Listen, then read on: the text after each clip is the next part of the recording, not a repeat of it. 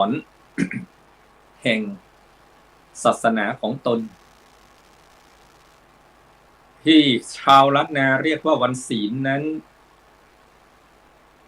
เพื่อเตือนจิตเตือนใจว่าวันธรรมสวนะหรือวันศีลหรือวันพระนี่แหละแม้เราไม่ได้ไปวัดไปวาไปฟังเทศน์ฟังธรรมไม่ได้ทำบุญตักบาตรอยู่ที่บ้านของตนเองอยู่ตามไร่สวนท้องนาก็ให้รักษาศีลโดยเฉพาะศีล5 ข้องดเว้นจากการฆ่าสัตว์ตัดชีวิต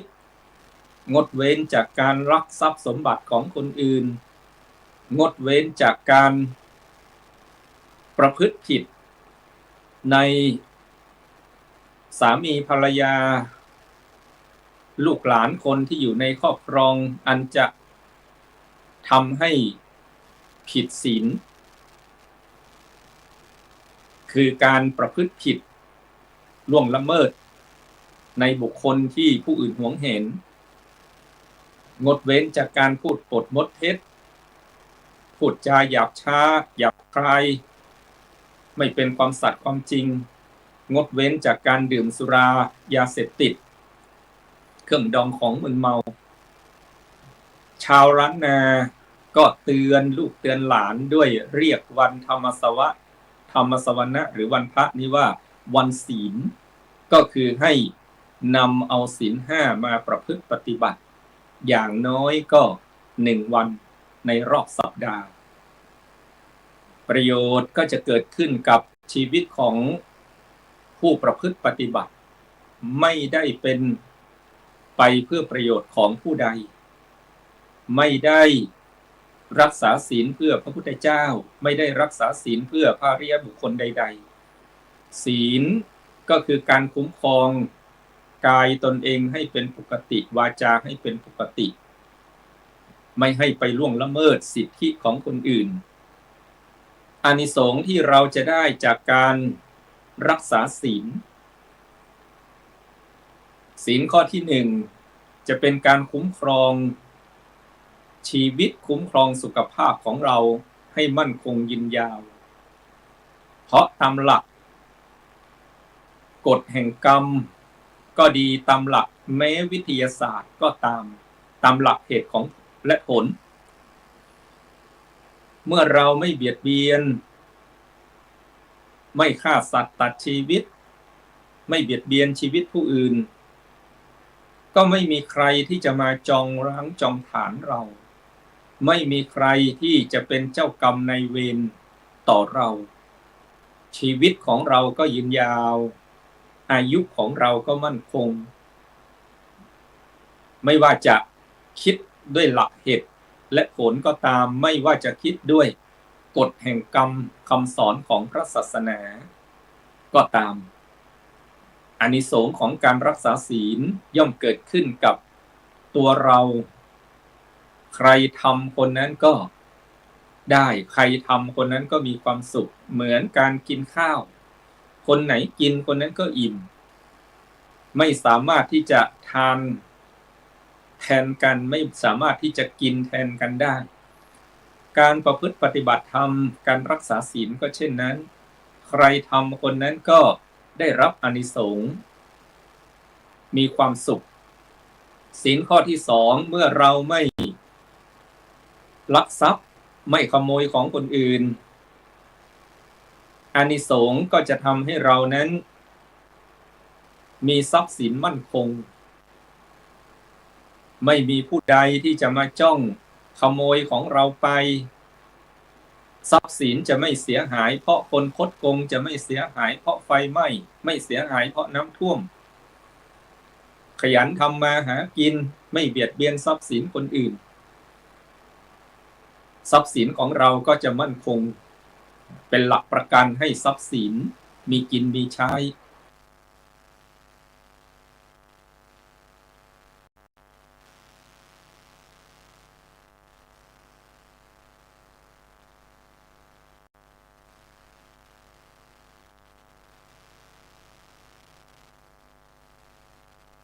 เป็นวันพระเป็นวันธรรมสวนะนะวันแห่งการฟังธรรม ฉะนั้นก็เป็นเรื่องสิ่งที่สำคัญ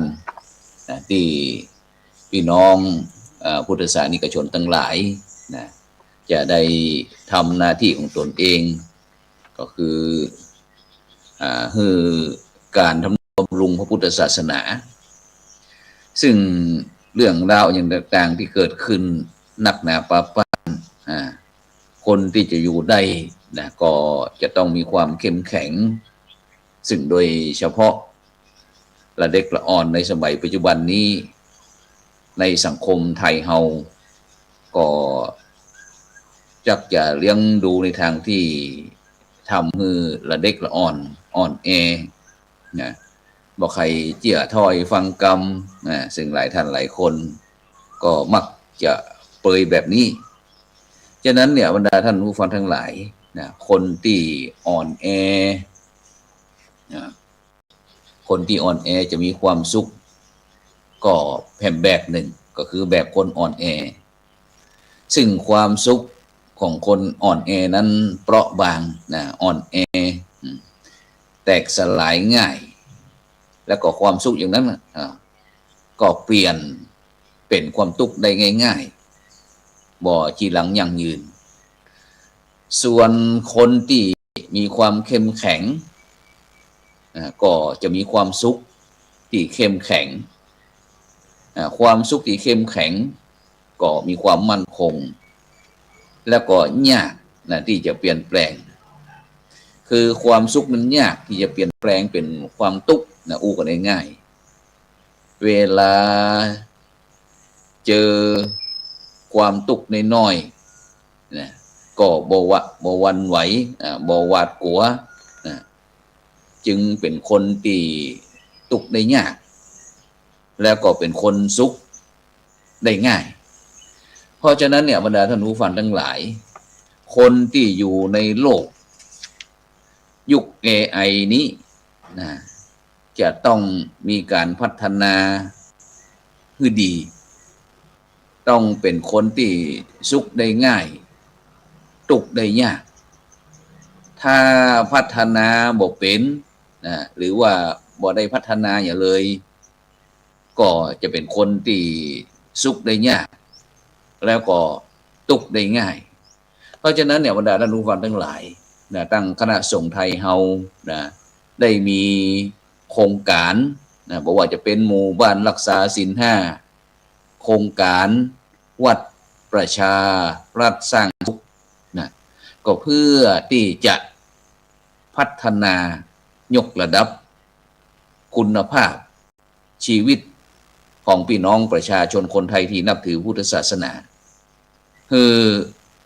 มีความสุขแบบยั่งยืนฉะนั้นเนี่ยเวลานี้ละอ่อนในยุคปัจจุบันเขาก็พยายามนะเฮาก็พยายามที่จะให้เขามีความสุขนะ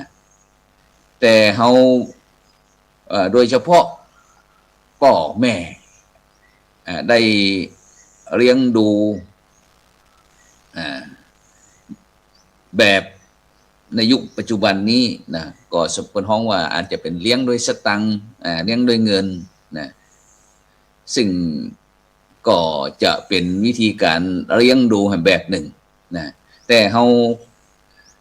บ่เลี้ยงดูให้เปิ้นดีนะลูกหลานในปัจจุบันนี้ก็เลยบ่พัฒนาก็เลยกลายเป็นคนที่สุขได้ยากทุกข์ได้ง่ายซึ่งปรากฏเป็นอย่างนี้กันหนักขึ้นทุกวันหนักขึ้นทุกวัน ตั้งที่มีอุปกรณ์เทคโนโลยีต่างๆที่จะบำรุงบำเร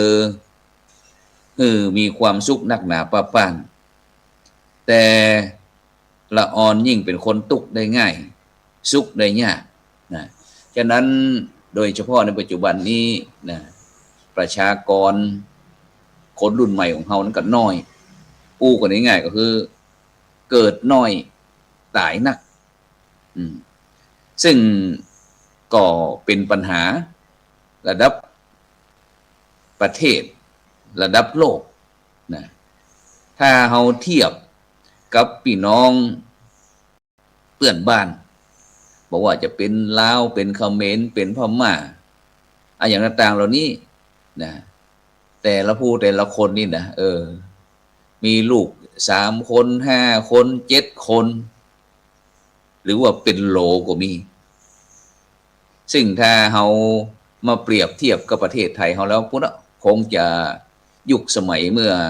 50-60 ปีก่อนนะสมัยนั้นประเทศไทยเรานี่ยังบ่มีการทำหมันเปิ้นฮ้องว่าปิดอู่ เพราะว่ามีรัฐมนตรีสาธารณสุขสมัยก่อนเพิ่นบอกว่ามีลูกมากจะยากจนแต่ในปัจจุบันนี้ประเทศไทยเราก็ได้รับผลกระทบนะหลายจังหวัดนะอย่างจังหวัดบ้านเกิดเมืองนอนของพระครูโสพลนี่เหมือนกันติดอันดับของประเทศเลยว่ามีคนเกิดน้อยมีคนเกิดน้อยนะ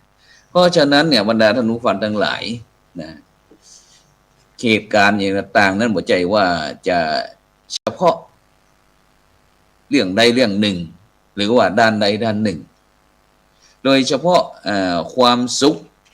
ที่เฮาท่านทั้งหลายนะพยายามนะที่จะไขว่คว้า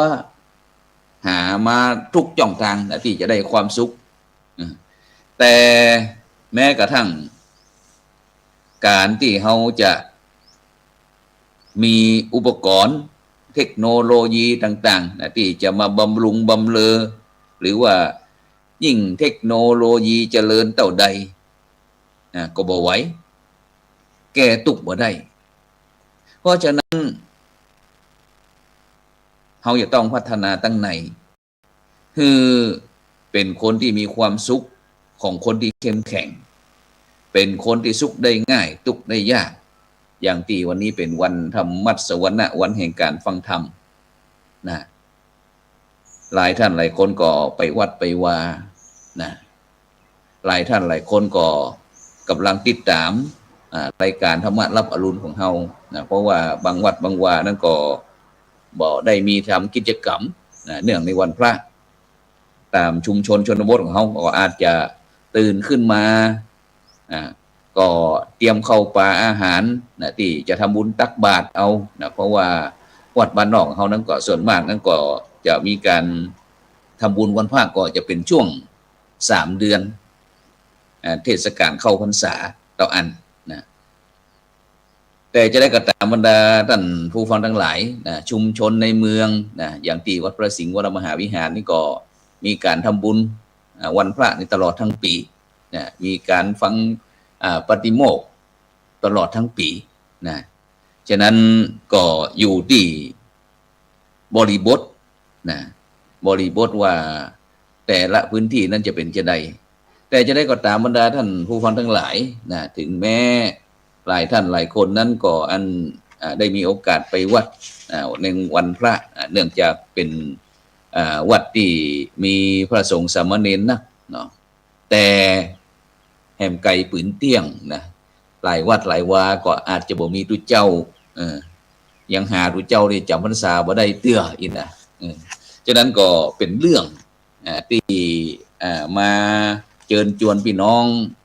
พุทธศาสนิกชนในประเทศไทยเขาได้มาคิดกันว่าเขาจะอยากจะได้ดีโดยเฉพาะอันปลายเดือนนี้นะปลายเดือนนี้ก็จะเป็นวันสำคัญในทางพระพุทธศาสนานะวันวิสาขบูชาถ้าที่เมืองเชียงใหม่เขานี่ขอฮ้องว่าประเพณีเตียวขึ้นดอยนะเพราะแต่ว่านี่ได้ทราบข่าวจากท่านอาจารย์เจ้าคุณสิทธิวชิรานุกุลนะผู้ช่วยเจ้าวาดวัดพระธาตุดอยสุเทพนะก็ได้เป็นตัวแทนของพระเดชคุณหลวงพ่อพระธรรมเสนาบดีนะเจ้าคณะภาค7เจ้าวาดพระธาตุดอยสุเทพนะได้มีการประชุมนะคณะกรรมการถึงส่วนราชการทหารตำรวจภาคีเครือข่ายต่างๆหน่วยงานทั้งภาครัฐภาคเอกชนต่างๆนะได้มีการประชุมกันแล้วก็วันก่อนนั้นก็ได้ทราบข่าวจาก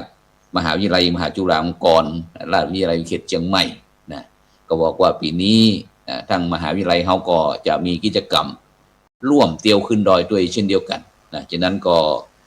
พี่น้องเจ้าเชียงใหม่นะแล้วก็ใกล้เคียงนะ ทุกท่านก็เตรียมเด้อนะเตรียมที่จะทำกิจกรรมเนื่องในวันสำคัญทางพุทธศาสนานะวันวิสาขบูชานะแล้วก็หลังจากนั้นก็วันที่เดือนหน้านะ7 มิถุนาถึงวันที่23 กรกฎาคมนั้นก็ดังศูนย์พระวิปัสสนาจารย์หนเหนือหรือว่าภาคเหนือนะวัดพระธาตุสีจำตองนั้นก็จะได้เปิดโครงการอบรมพระวิปัสสนาจารย์หนเหนือภาคเหนือนะประจำปี2569รุ่นที่16นะปีแล้วนี่ก็พระครูโสพลปริยัติก็ได้ไปมาเช่นเดียวกันนะไปมาก็ตอนนี้ก็จบคอร์ส120 วันนะเพราะว่าการอบรมพระวิปัสสนาจารย์ของเขานั้นก็มีด้วยกัน3 ระยะ3 คอร์ส3 เทอม 3 ระดับก็คือตั้งแต่45 วันนะ90 วันนะแล้วก็120 วันนะ120 วันนี่สูงสุดละของการอบรมพระวิปัสสนาจารย์หนเหนือของเรานะฉะนั้นก็เชิญชวนพี่น้องพุทธศาสนิกชนทั้งหลายนะได้ร่วมด้วยช่วยกันทำนุบำรุงพระพุทธศาสนาถึงว่าถึงแม้ช่วงนี้นะใกล้วันสำคัญก็มักจะมีเรื่องต่างๆนะเข้ามาทำลายจิตใจคือพ่อแม่พี่น้องพุทธศาสนิกชนกันนะเขาก็ต้องเสริมใจเล็กด้วยนะเสริมใจเล็กด้วยเพราะว่าอันในปัจจุบันนี้ก็มันหลายสิ่งหลายอย่างนะที่มันเกิดขึ้นในประเทศไทยเฮาหรือว่าเกิดทั่วโลกเนาะมีตึงคนฮักมีคนจังนะซึ่งมันก็เป็นโลกธรรมมีคนชอบคนบ่ชอบนะจะนี้เป็นต้นนะฉะนั้นก็ขอบคุณอนุโมทนาท่านอาจารย์พระครูสิริปริยัตยานุศาสตร์นะด็อกเตอร์นะรองเจ้าคณะอำเภอแม่แจ่มพร้อมถึงบรรดาท่านผู้ฟังท่านผู้ชมทุกท่านนะบอกว่าจะเป็นทั้งติดตามทั้ง YouTube ทั้ง Facebook แล้วก็สถานีวิทยุเครือข่ายคลื่นสีข่าวชาวประชานะพอดีว่าครูโสพลทุกเจ้าก็จะควบคุมดูแลเรื่องออนไลน์นะฉะนั้นก็โชคดีได้ฟังธรรมะพร้อมกับคณะสัตยาติโยมฉะนั้นก่อนในเจ้านี้ก็เวลาหมดเวลานะก็มาพบกับท่านอาจารย์พระมหาดวงจันทร์พุทธศิโรหรือว่าพระครูสิริปริยัตยานุศาสตร์ด็อกเตอร์นะรองเจ้าคณะอำเภอแม่จังหวัดปันแหวงในวันเสาร์ต่อไปเด้อนะสำหรับในเจ้าวันนี้ก็ขอกล่าวคำว่าอายุวันโนสุขังพระลัง